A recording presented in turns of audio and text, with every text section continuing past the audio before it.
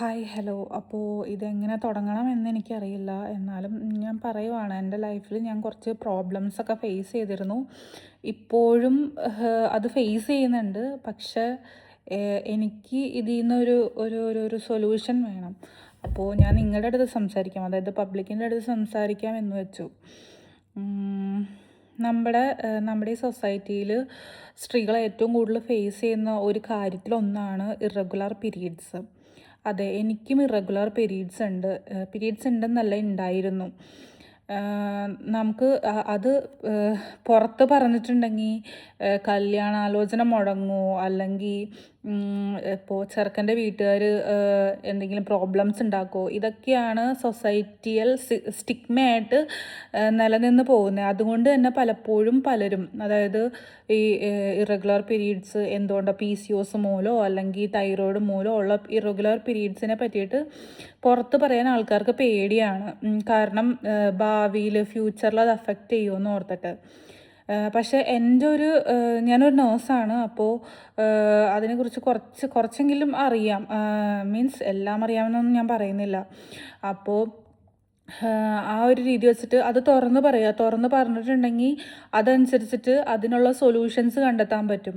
അപ്പോൾ എനിക്കും ഉണ്ടായിരുന്നു. അതായത് എൻ്റെ മെനാർക്കെ മീൻസ് പീരീഡ്സ് സ്റ്റാർട്ട് ചെയ്ത സമയം തൊട്ടിട്ട് പീരീഡ്സ് ഇറഗുലർ ആയിരുന്നു. അപ്പോൾ ഞാൻ അന്ന് മുതലേ ഓരോ ഡോക്ടേഴ്സിനെ ഇങ്ങനെ കണ്ടുകൊണ്ടിരിക്കും. അപ്പോൾ അവർ സ്കാൻ ചെയ്തിട്ട് എൻ്റെ അടുത്ത് പറയുന്നത് പോളിസിസ്റ്റിക് ഓവറിയാണ്. അതായത് എന്താ പറയുക, ഓവം മെച്യൂർ ആവുന്നില്ല, അങ്ങനെ വരുന്നതാണ്. അപ്പോൾ ആദ്യമൊക്കെ എനിക്ക് തോന്നുന്നു ഞാൻ നേഴ്സിങ്ങിന് പഠിക്കുന്നതിന് മുമ്പാണ് ഞാൻ ഡോക്ടറെ കാണാൻ പോയത്. ഞാൻ ഡോക്ടറെ കാണുമ്പോഴത്തേനും എന്നോട് പറയുന്നത് PCO ആണ്. അപ്പോൾ അതിനനുസരിച്ചുള്ള ടാബ്ലറ്റും തന്നുവിടും. ഓരോ തവണ ചെല്ലുമ്പോഴും എനിക്ക് ടാബ്ലറ്റ് തന്നുവിടും. ഞാൻ വരും, ആ ടാബ്ലറ്റ് കഴിക്കുമ്പോഴത്തേനും പീരീഡ്സ് റെഗുലർ ആവും. അത് നിർത്തി കഴിയുമ്പോഴത്തേനും വീണ്ടും ഇറഗുലർ ആവും. ഇങ്ങനെ ആയിരുന്നു. അത് കഴിഞ്ഞ് ഞാൻ നേഴ്സിംഗ് പഠിച്ചപ്പോഴത്തേനും എനിക്ക് കുറച്ചുകൂടി ഐഡിയ കിട്ടി. അപ്പോൾ ഞാൻ ഡോക്ടറെ കാണുന്നുണ്ടെങ്കിലും ഞാൻ പറയുന്നുണ്ട്, എനിക്ക് ഇത് PCOS ആണ്, അതായത് ഹോർമോണൽ ഇംബാലൻസ് ആണ് എനിക്ക് മെയിനായിട്ട് കൂടുതലുള്ളത്, നിങ്ങളതൊന്ന് ചെക്ക് ചെയ്യുന്നത്. പക്ഷെ ആരും എൻ്റെ ആ ഒരു കാര്യം വാക്ക് നോക്കുന്നുണ്ടായിരുന്നില്ല. അങ്ങനെ ഞാൻ വർഷങ്ങളോളം ഡോക്ടറുടെ അടുത്ത് പോവും, ടാബ്ലറ്റ് കഴിക്കും, തിരിച്ചു വരും. ആ സമയത്ത് മാത്രം പീരീഡ്സ് ആവും. അങ്ങനെ ഞാൻ കണ്ടിന്യൂ ചെയ്തു. അവരൊന്ന് ശ്രദ്ധിച്ചിരുന്നെങ്കിൽ എൻ്റെ ആ ഒരു സിംറ്റം വേഴ്സ് ആവില്ലായിരുന്നു. പക്ഷേ ഇപ്പോൾ ഞാൻ ഡയറ്റ്, യോഗ, എക്സസൈസ് സ്ട്രിക്റ്റായിട്ട് ചെയ്തിട്ട് എനിക്ക് നാച്ചുറൽ പീരീഡ്സ് കിട്ടി തുടങ്ങി, വേറെ ഒരു മെഡിക്കേഷനും എടുക്കാതെ തന്നെ. പക്ഷേ ഞാൻ വൈറ്റമിൻ സപ്ലിമെൻറ്റ്സ് എടുക്കുന്നുണ്ട്. അങ്ങനെ ഇനി എനിക്ക് പറയാനുള്ളത്, ദയവ് ചെയ്ത് നിങ്ങൾ ഡോക്ടേഴ്സാണെങ്കിലും, എന്താ പറയുക, 2 തരം ഡോക്ടേഴ്സ് ഉണ്ട്. ഒന്ന് മാനേജ്മെൻറ്റിനും പൈസയ്ക്കും വേണ്ടി വർക്ക് ചെയ്യുന്ന ഡോക്ടേഴ്സ്, രണ്ടാമത്തെ അവനവൻ്റെ പ്രൊഫഷനെ സ്നേഹിച്ചിട്ട് വർക്ക് ചെയ്യുന്ന ഡോക്ടേഴ്സ്. ഈ ആദ്യത്തെ ഗണത്തിൽപ്പെടുന്ന ഡോക്ടേഴ്സ് രണ്ടാമത്തെ പാറ്റേണിലുള്ള ഡോക്ടേഴ്സിനും കൂടെ ചീത്തപ്പേര് ഉണ്ടാക്കുവാണ്. നിങ്ങൾ കാരണം ഒരു പേഷ്യൻറ്റിൻ്റെ ലൈഫും കൂടിയാണ് പോകുന്നത്. ഇപ്പോൾ എനിക്ക് ഈ ട്രീറ്റ്മെൻറ്റ് എനിക്ക് എന്ന് ചെന്നാലും എനിക്ക് ടാബ്ലറ്റ് തന്നു വിടും. ഒന്നുകിൽ ഹോർമോണൽ ടാബ്ലറ്റ്സോ എന്തെങ്കിലും തന്നു വിടും ഈ പീരീഡ്സ് റെഗുലർ ആക്കാൻ വേണ്ടി. പക്ഷേ ഇത് കഴിക്കുമ്പോൾ അതൊക്കെ നേരെയാവും, പിന്നെ നിർത്തുമ്പോൾ അത് വീണ്ടും വേഴ്സ് ആവും, പിന്നെ ഇത് കഴിക്കാതെ പറ്റില്ല ലൈഫ് ലോങ്. അങ്ങനെയായിരുന്നു. അപ്പോൾ ഞാൻ ഇങ്ങനെ കയറി ഇറങ്ങി എനിക്ക് മടുത്തു കഴിഞ്ഞപ്പോഴത്തേനും ഞാൻ വിചാരിച്ചു നിർത്താം, ഇനി വയ്യ എനിക്ക് ടാബ്ലറ്റ് കഴിക്കാൻ, അങ്ങനെയൊക്കെ വിചാരിച്ചിരുന്നു. അപ്പം ഞാൻ വിചാരിച്ചു ഇനി ഒരിക്കലും ഇത് ശരിയാവില്ല, അങ്ങനെയൊക്കെയാണെന്ന് ഞാൻ വിചാരിച്ചിരുന്നു. പക്ഷെ ഞാൻ ഇതിനെ കുറിച്ച് കൂടുതൽ പഠിച്ചു, എങ്ങനെ ഇത് ശരിയാക്കാം,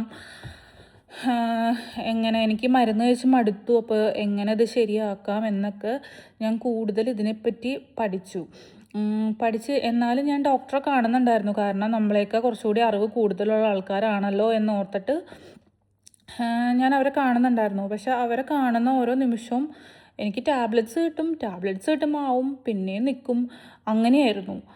അതായത് എൻ്റെ പ്രതീക്ഷ മൊത്തം പോയിക്കൊണ്ടിരിക്കുവാണ്.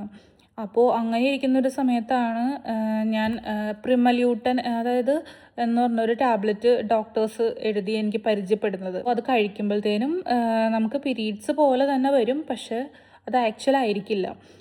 അങ്ങനത്തെ ഒരു ടാബ്ലറ്റ് തന്നു. അപ്പം ഞാൻ കുറച്ച് ആശ്വസിച്ചു, പീരീഡ്സ് വന്നിട്ടുണ്ടല്ലോ എന്ന് ഓർത്ത്. പിന്നെ ഞാൻ അതിനെ പറ്റിയിട്ട് പഠിക്കാൻ തുടങ്ങി. അപ്പോഴാണ് മനസ്സിലായത് ഇത് നാച്ചുറൽ പീരീഡ്സ് അല്ല, ആർട്ടിഫിഷ്യൽ പീരീഡ്സ് ആണെന്നുള്ളത്. ഓക്കെ. അപ്പോൾ ഞാൻ ഡയറ്റീഷ്യനെ കണ്ടു. ഡയറ്റീഷ്യനെ കണ്ടത് എൻ്റെ ഏറ്റവും ലാസ്റ്റത്തെ ഞാൻ ഇതല്ലെങ്കിൽ ഇനി ഞാൻ നിർത്തുവാണ്, ഇനി വേണ്ട എന്ന് വിചാരിച്ചിട്ടാണ് ഡയറ്റീഷ്യനെ കണ്ടത്. അപ്പോൾ അവർ പറഞ്ഞു നമുക്ക് എന്താ പറയുക, ഈ ആർട്ടിഫിഷ്യൽ പീരീഡ്സ് ഇൻഡ്യൂസ് ചെയ്യുന്നത് നിർത്താം. അതായത് പ്രിമല്യൂട്ടൻ എന്ന് പറയുന്ന ടാബ്ലറ്റ് നിർത്താം, നമുക്ക് ഡയറ്റിൽ തന്നെ ഫോക്കസ് ചെയ്യാം, യോഗ എക്സസൈസ് ഇതിനകത്തൊക്കെ ഫോക്കസ് ചെയ്യാം, എന്നിട്ട് നമുക്ക് ആവുന്നുണ്ടോ നോക്കാം, നീ കുറച്ചുകൂടെ വെയിറ്റ് ചെയ്യാൻ പറഞ്ഞു. അപ്പോൾ ഞാൻ അതനുസരിച്ച് വെയിറ്റ് ചെയ്തു. ഇതിന് മുമ്പ് ഞാൻ നാട്ടിൽ നിന്ന് പോരുമ്പോഴത്തേനും ഞാൻ ഇംഗ്ലീഷ് മരുന്നിന് വേണ്ടിയിട്ട് ഡോക്ടേഴ്സിനെ കണ്ടു. അപ്പോൾ ഞാൻ എനിക്ക് എഴുതിയ ഒരു ടാബ്ലറ്റാണ് ടാർസർ മെറ്റ് എന്ന് പറഞ്ഞ ടാബ്ലറ്റ്. അതായത് പക്ക മെറ്റ്ഫോർമിൻ പ്ലസ് മയോ ഇൻസിറ്റോൾ, ആ ഒരു കോമ്പിനേഷൻ കൂടിയതാണ്. ഇനി എൻ്റെ ജീവിതത്തിൽ ഈ മെറ്റ്ഫോർമിൻ കഴിക്കണോ എന്ന് ചോദിച്ചിട്ടുണ്ടെങ്കിൽ നിങ്ങൾക്ക് വേറൊരു ഓപ്ഷൻ ഇല്ലെങ്കിൽ മാത്രം മെറ്റ്ഫോർമിൻ കഴിക്കുക, അല്ലെങ്കിൽ ലൈഫ് ലോങ് ഒരുവിധം അതിന് അഡിക്റ്റായി പോവും. അതായത് ഈ മെറ്റ്ഫോർമിൻ എടുക്കുമ്പോഴത്തേനും PCOS ഉള്ള പേഷ്യൻസിൽ ഇത് നമ്മുടെ ഇൻസുലിൻ ലെവല് കുറയ്ക്കും. അതുപോലെ തന്നെ മെയിൽ ഹോർമോൺസ് ആയിട്ടുള്ള ആൻഡ്രോജൻ അതിനെ അങ്ങനെ നമ്മുടെ ബോഡിയിൽ ഓവറീസ് മെച്ചുറാക്കുകയും ചെയ്യും, ഓവലേഷനെ ഹെൽപ്പ് ചെയ്യുകയും ചെയ്യും, മെൻസ്ട്രൽ സൈക്കിൾ റെഗുലേറ്റ് ആക്കാൻ ഹെൽപ്പ് ചെയ്യുകയും ചെയ്യും. പക്ഷേ വൺസ് നമ്മളിത് നിർത്തി കഴിഞ്ഞിട്ടുണ്ടെങ്കിൽ PCOS തന്നെയുള്ള ഒരാൾക്ക് കുഴപ്പമില്ല. പക്ഷേ റിസ്ക് ഓഫ് ഡയബറ്റീസ് അല്ലെങ്കിൽ ഡയബറ്റീസും കൂടിയുള്ള ഒരാൾക്കാണെങ്കിൽ വൺസ് നമ്മളിത് നിർത്തി കഴിഞ്ഞിട്ടുണ്ടെങ്കിൽ ഇത് നമ്മുടെ ആ ഒരു അസുഖത്തിന് ഏറ്റവും വേഴ്സ് കണ്ടീഷനിലോട്ട് കൊണ്ടുപോകും. അതായത് വൺസ് നമ്മൾ മെറ്റ്ഫോർമിൻ തുടങ്ങിക്കഴിഞ്ഞാൽ നമുക്ക് എപ്പോൾ നിർത്താൻ പറ്റുമെന്ന് പറയാൻ പറ്റില്ല. നമ്മൾ ആ ഒരു മെഡിക്കേഷൻ അഡിക്റ്റായി പോവും. അതായത് എന്താ പറയുക, മെറ്റ്ഫോർമിൻ എന്ന് പറഞ്ഞിട്ടുണ്ടെങ്കിൽ അത്യാവശ്യം എന്താ പറയുക, എൻ്റെ ഒരു ലിസ്റ്റ് ഉണ്ട്. ഈ അത്യാവശ്യം നമുക്ക് വിലയുള്ളൊരു മെഡിക്കേഷൻ തന്നെ മിഡിൽ ക്ലാസ് ആയിട്ടുള്ള ഒരാൾക്കോ അല്ലെങ്കിൽ അതിൽ അണ്ടറിലായിട്ടുള്ള ഒരാൾക്കോ അല്ലെങ്കിൽ day to day life survive ചെയ്യാൻ പോകുന്ന ഒരാൾക്കോ ഇത് നമുക്ക് അഫോർഡ് ചെയ്യാൻ പറ്റില്ല. അത് ഭയങ്കര ബുദ്ധിമുട്ടായിരിക്കും. ഇപ്പോൾ മെറ്റ്ഫോർമിൻ എന്ന് പറഞ്ഞിട്ടുണ്ടെങ്കിൽ ഫാർമസി റിലേറ്റഡ് ആയിട്ട് വൻ കളികൾ നടക്കുന്നൊരു ഫീൽഡാണ്. മെറ്റ്ഫോർമിൻ മാത്രമല്ല, പല മെഡിക്കേഷൻസും. നമ്മുടെ ഹോസ്പിറ്റലിൽ പേഷ്യൻ്റായിട്ട് വരുന്നവർ ആക്ച്വലി പേഷ്യൻ്റ് ആയിരിക്കില്ല, അവർക്ക് ടാബ്ലറ്റ് കൊടുത്ത് പേഷ്യൻസ് ആക്കുന്നവരായിരിക്കും. അതുകൊണ്ട് തന്നെ എന്ത് മെഡിസിൻ എടുത്താലും അത്രയും സൂക്ഷിച്ച് കഴിക്കുക. പ്രത്യേകിച്ച് PCOS പ്ലസ് ഡയബറ്റീസ് ഉള്ളവർ മെറ്റ്ഫോർമിൻ എടുക്കുമ്പോൾ. അതായത് നിങ്ങളതിന് അഡിക്റ്റ് ആവാതെ നോക്കുക. കാരണം ആ മെറ്റ്ഫോർമിൻ കഴിച്ചാൽ ആ ഒരു ടാബ്ലറ്റിനോട് നിങ്ങളുടെ ബോഡി അഡ്ജസ്റ്റ് ആവും. പിന്നെ ഒരിക്കലും വിഡ്രോവൽ സിംറ്റം അതിനുണ്ടാവില്ല. പക്ഷേ അത് നിർത്തി കഴിഞ്ഞിട്ടുണ്ടെങ്കിൽ പിന്നെ നിങ്ങളുടെ കണ്ടീഷൻ നന്നായിട്ട് വേഴ്സ് ആവും. അപ്പോൾ എനിക്കും ഒരു ഡോക്ടർ മെറ്റ്ഫോർമിൻ, അതായത് ടാസർ മെറ്റ് എന്ന് പറഞ്ഞ ടാബ്ലറ്റ് എഴുതിയിരുന്നു. അതായത് മെറ്റ്ഫോർമിൻ പ്ലസ് മയോ ഇൻസിറ്റോൾ ഉള്ള കണ്ടൻ്റാണ്. മെറ്റ്ഫോർമിൻ എന്ന് പറഞ്ഞിട്ടുണ്ടെങ്കിൽ ആൻറ്റി ഡയബറ്റിക് ഡ്രഗാണ്. അതുപോലെ തന്നെ ഉണ്ടെങ്കിൽ മയോ ഇൻസിറ്റോൾ എന്ന് പറഞ്ഞിട്ടുണ്ടെങ്കിൽ ഇൻസുലിൻ സെൻസിറ്റൈസിങ് സപ്ലിമെൻ്റ് ആണ്. മയോ ഇൻസിറ്റോൾ സെപ്പറേറ്റ് കഴിക്കുകയാണെങ്കിൽ പ്രോബ്ലം ഒന്നും അധികം ഇല്ല. പക്ഷേ മെറ്റ്ഫോർമിൻ എടുക്കുന്നതിനോട് എനിക്ക് വലിയ താല്പര്യമില്ല. എന്താണെന്ന് വെച്ചിട്ടുണ്ടെങ്കിൽ വൺസ് ഈ നമ്മൾ മെഡിക്കേഷൻ കഴിക്കുമ്പോഴെന്ന് പറഞ്ഞിട്ടുണ്ടെങ്കിൽ ആർക്കായാലും മെഡിസിൻ കഴിച്ച് മതിയാവും. എന്താ പറയുക, ലൈഫിൽ ഇനി മെഡിക്കേഷൻ കഴിക്കണ്ട എന്നുള്ളൊരു സ്റ്റേജിലേക്കാവും. അപ്പോൾ നമ്മൾ നിർത്തുവാണെങ്കിൽ നമ്മുടെ കണ്ടീഷൻ വീണ്ടും റീഅപ്പിയർ ആവും, അതായത് നല്ലോണം വേഴ്സ് ആവാൻ ചാൻസ് ഉണ്ട്. അപ്പോൾ എന്നോട് ഇത് ഈ എഴുതിയ ഡോക്ടറിൻ്റെ ഇഷ്ടപ്രകാരം എഴുതിയതാണെന്ന് എനിക്ക് തോന്നുന്നില്ല. അതായത് എഴുതിയപ്പോൾ എന്നോട് ചോദിച്ചു, നിനക്ക് ഈ ടാബ്ലറ്റ് എഴുതണോ വേണ്ടയോ? അപ്പം ഞാൻ പറഞ്ഞു, നിങ്ങളല്ലേ ഡോക്ടേഴ്സ്, അപ്പോൾ നിങ്ങളുടെ എന്താണ് അഭിപ്രായം എന്ന് വെച്ചാൽ എഴുതുക. അപ്പോൾ ഒരു ബാക്ക് സൈഡ് പ്രഷർ ഞാൻ ഫീൽ ചെയ്തിരുന്നു. അതിപ്പോൾ ഞാൻ നോക്കുന്നില്ല. പക്ഷേ സംഭവം ഞാൻ വാങ്ങി, പക്ഷെ ഞാൻ കഴിച്ചില്ല. എൻ്റെ വീട്ടിൽ അങ്ങനെ തന്നെ ഇരിപ്പുണ്ട്. അപ്പോൾ ഇങ്ങനെയാണ് ഇത് വരുന്നത്. ഇനി വേറൊരു കാര്യം, ഞാനൊരു PCOS എന്ന് വിളിക്കാൻ ഞാൻ ആഗ്രഹിക്കുന്നില്ല, PMOS. അതിൻ്റെ പേര് റീസെൻ്റ്ലി ചേഞ്ച് ആയിട്ടുണ്ട്. അതായത് ഇത് കുറേ നമ്മുടെ മെറ്റബോളിക് റിലേറ്റഡ് ആയിട്ടുള്ള ഒരു കാര്യം കൂടിയാണ്. നമ്മുടെ മെറ്റബോളിസം കാര്യങ്ങളൊക്കെ റിലേറ്റഡ് ആണ്. അതായത് നമ്മുടെ ഫുഡ്, നമ്മുടെ എക്സസൈസ്, യോഗ, അങ്ങനെയുള്ള ഒരുപാട് ഫാക്ടറുകൾ ഇൻക്ലൂഡ് ആക്കിയിട്ടുണ്ടെങ്കിൽ തന്നെ നമുക്കിത് മാറ്റിയെടുക്കാവുന്നേ ഉള്ളൂ. അപ്പോൾ ഇത് വന്നിട്ടുണ്ടെന്ന് വെച്ചിട്ട് ആരും ഇതൊരു വലിയ കാര്യമാണെന്ന് ഒന്നും വിചാരിക്കേണ്ട. ഇതൊക്കെ ആവും, പക്ഷെ നമ്മൾ നമ്മുടേതായ എഫേർട്ട് നല്ല രീതിക്ക് ഇടണം. അപ്പോൾ ഞാനിപ്പോൾ കുറച്ച് ഡയറ്റുകളൊക്കെ പരീക്ഷിച്ച് നോക്കി വിത്ത് ഹെൽപ്പോട് കൂടി. അപ്പോൾ അത് സക്സസ്ഫുൾ ആവുകയാണ്. കാരണം ഞാൻ കംപ്ലീറ്റ് ഷുഗർ കട്ട് ചെയ്തു. അതുപോലെ തന്നെ സ്ട്രിക്റ്റ് ഡയറ്റ് എടുത്തു. ജങ്ക് ഫുഡ്സ് ഒരു വിധത്തിൽ, അതായത് 99% ഞാൻ ഒഴിവാക്കി. ഒരു 1% ഒഴിവാക്കിയെന്ന് എനിക്ക് പറയാൻ പറ്റില്ല, കാരണം നമ്മുടെ ലൈഫാണ്. അപ്പോൾ ചില സമയത്തെങ്കിലും നമുക്കും ആഗ്രഹം ഉണ്ടാവും. പക്ഷേ ഒരു വിധത്തിൽപ്പെട്ട എല്ലാ ജങ്ക് ഫുഡ്സും ഞാൻ ഒഴിവാക്കിയിട്ടുണ്ട്.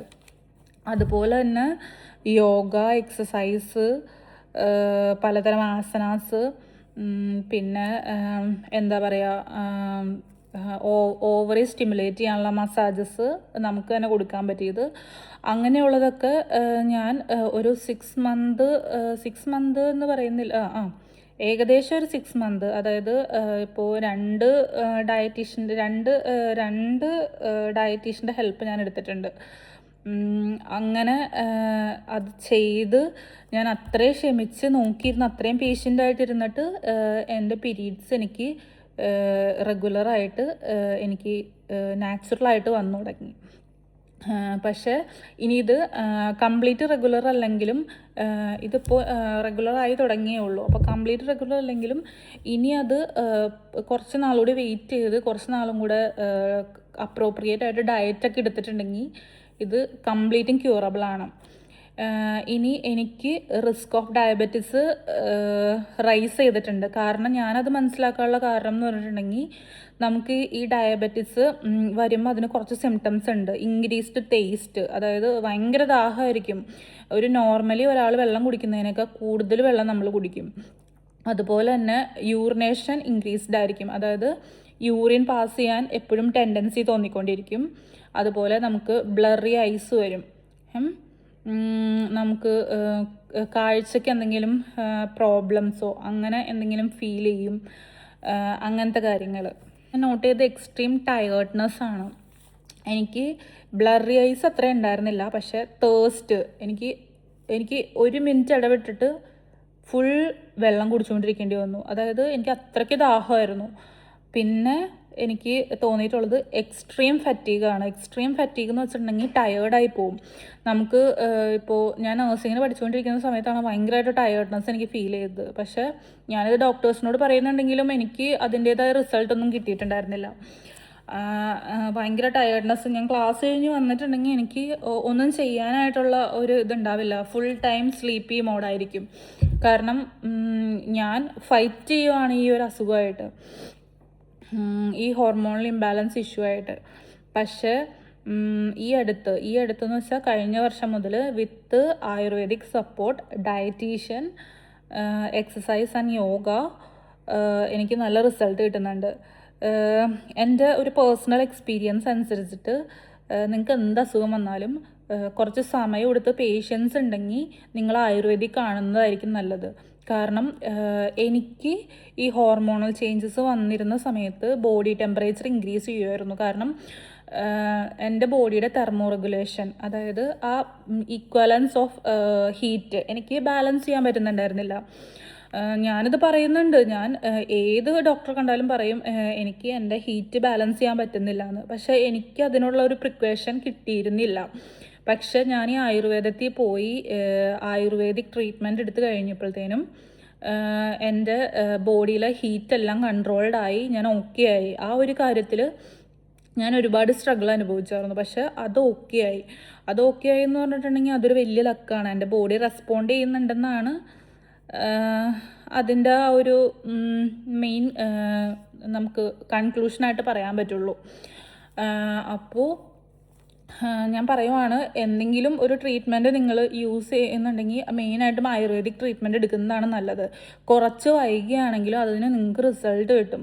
കാരണം ഞാൻ എക്സ്പീരിയൻസ് ചെയ്തൊരു വ്യക്തിയാണ്. പക്ഷേ അത് മാത്രം പോരാ, നമുക്ക് അതിൻ്റേതായ ഡയറ്റ്സ് കാര്യങ്ങൾ, അതുപോലെ ഈ ഡയറ്റീഷ്യന്മാർ അല്ലെങ്കിൽ യോഗ ഇൻസ്ട്രക്ടേഴ്സ് പറയുന്ന ആ ഒരു കാര്യങ്ങളൊക്കെ കൂടി കമ്പൈൻ ചെയ്തിട്ട് മുന്നോട്ട് പോവുകയാണെങ്കിൽ നിങ്ങൾക്ക് ഉറപ്പായിട്ടും ഒരു പോസിറ്റീവ് റിസൾട്ട് കിട്ടും. ശരിക്കും ഞാനൊരു PMOS വാരിയറാണ്. കാരണം ഞാൻ ഒരുപാട് ഫൈറ്റ് ചെയ്തു ഇതിനു വേണ്ടി. ഇപ്പോഴും ഫൈറ്റ് ചെയ്തുകൊണ്ടിരിക്കുകയാണ് ഒന്ന് കറക്റ്റ് ആവാൻ വേണ്ടിയിട്ട്. പക്ഷേ ഞാൻ കുറച്ചുകൂടി ഹാപ്പിയാണ്. എൻ്റെ ബോഡി കുറച്ചുകൂടി റിയാക്ട് ചെയ്യുന്നുണ്ട് ഡയറ്റിനോടും ആയുർവേദിക് ട്രീറ്റ്മെൻറ്റിനോടും അങ്ങനെയുള്ള കാര്യങ്ങളോടൊക്കെ എൻ്റെ ബോഡി നന്നായിട്ട് റിയാക്ട് ചെയ്യുന്നുണ്ട്. പോസിറ്റീവ് റിസൾട്ട് കണ്ടു തുടങ്ങിയിട്ടുണ്ട്.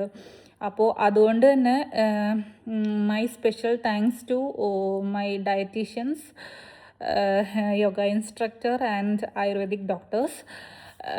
എന്താ പറയുക, സന്തോഷമുണ്ട്. കാരണം ഞാൻ ഒരുപാട് തിരഞ്ഞിട്ടാണ് അത്യാവശ്യം നല്ല ഡോക്ടേഴ്സിനെ എനിക്ക് കിട്ടിയത്. നമ്മളൊരു അസുഖം വന്നിട്ടുണ്ടെങ്കിൽ ഒരു ഫീൽഡിൽ ചെന്ന് കഴിയുമ്പോൾ ഏതാണ് ഒറിജിനൽ ഡോക്ടറിന് കണ്ടുപിടിക്കാനായിരിക്കും നമുക്ക് ബുദ്ധിമുട്ട് വരുന്നത്. ആ ഒറിജിനൽ ഡോക്ടേഴ്സിൻ്റെ പേര് പോലും ഇങ്ങനെയുള്ള ഡോക്ടേഴ്സ് നശിപ്പിക്കുകയാണ് ശരിക്കും ചെയ്യുന്നത്. ഇനി വേറൊരു കാര്യം, എനിക്ക് ഈ പീരീഡ്സ് ഇറഗുലർ ആയതുകൊണ്ട് ഞാൻ ഫേസ് ചെയ്തൊരു കാര്യം പറയാം. എന്നെക്കുറിച്ച് പല അപവാദങ്ങളും പറഞ്ഞു വരുത്തുന്ന ആൾക്കാരുണ്ടായിരുന്നു. അതായത് ഇറഗുലർ പീരീഡ്സ് ആയതുകൊണ്ട് തന്നെ പല കാര്യങ്ങളും, അതായത് ലോ ലെവലിൽ ചിന്തിക്കുന്നവർ എന്തൊക്കെ കാര്യങ്ങൾ ആണ് ചിന്തിച്ചു കൂട്ടുന്നതെന്ന് നിങ്ങൾക്ക് മനസ്സിലാക്കാൻ പറ്റും. അതായത് അവൾക്ക് എന്താ പീരീഡ്സ് വരുന്നില്ല, ചിലപ്പോൾ പ്രഗ്നൻ്റ് ആയിരിക്കും, അല്ലെങ്കിൽ ചിലപ്പോൾ അബോർഷനായിരിക്കും, ചിലപ്പോൾ ഒരു വൃത്തികെട്ട കൊച്ചായിരിക്കും. അങ്ങനെയുള്ള കുറേ റൂമേഴ്സ് എന്നെപ്പറ്റി പറഞ്ഞിരുന്നു. പക്ഷെ ഞാൻ അന്നൊന്നും ഇത് അറിയുന്നുണ്ടായിരുന്നില്ല. പക്ഷെ ഇന്ന് ഞാനത് അറിഞ്ഞു. ഇനി നിങ്ങൾ പറ, ഞാൻ എന്ത് ആക്ഷൻ എടുക്കണം അതിന് പിന്നിൽ നിന്ന്. ഞാനിപ്പോൾ ഇവിടെ വന്നേക്കുന്നതെന്ന് വെച്ചിട്ടുണ്ടെങ്കിൽ ഈ മെറ്റ്ഫോർമിൻ നിങ്ങൾക്ക് ഒട്ടും വയ്യാത്ത സാഹചര്യം മാത്രമാണെങ്കിൽ മാത്രം യൂസ് ചെയ്യുക. അല്ലെങ്കിൽ നിങ്ങൾ എന്താ പറയുക, നിങ്ങളുടെ ബോഡി അതിനോട് അഡ്ജസ്റ്റ് ആയി കഴിഞ്ഞിട്ടുണ്ടെങ്കിൽ പിന്നെ ട്രീറ്റ്മെൻറ്റ്സ് ഒന്നും വർക്ക് ആവാതെ വരും. അതുപോലെ തന്നെ നിങ്ങളെ ഇതുപോലെ നിങ്ങളുടെ വുമണിറ്റീനെ ചോദ്യം ചെയ്യുന്നവരെ എന്താണ് ചെയ്യേണ്ടത് അത് നിങ്ങൾ തന്നെ പറ. ഗേൾസിന് 2 തരം ലൈഫുണ്ട്. സഫറിങ് ലൈഫും ഉണ്ട്, ഫൈറ്റ് ചെയ്ത് ജീവിക്കുന്ന ലൈഫും ഉണ്ട്. എനിക്ക് രണ്ടാമത് പറഞ്ഞതാണ് ഇഷ്ടം. ആദ്യം പറഞ്ഞതാണെങ്കിൽ ജീവിതകാലം മുഴുവൻ സഫർ ചെയ്ത് ജീവിക്കേണ്ടി വരും. രണ്ടാമത്തെ ആണെങ്കിൽ നമുക്ക് തല ഉയർത്തി പിടിച്ച് തന്നെ ജീവിക്കാം. അപ്പോൾ നിങ്ങൾക്ക് എന്തെങ്കിലും കമൻസ് ഉണ്ടെങ്കിൽ താഴെ കമൻറ്റ് ചെയ്യും.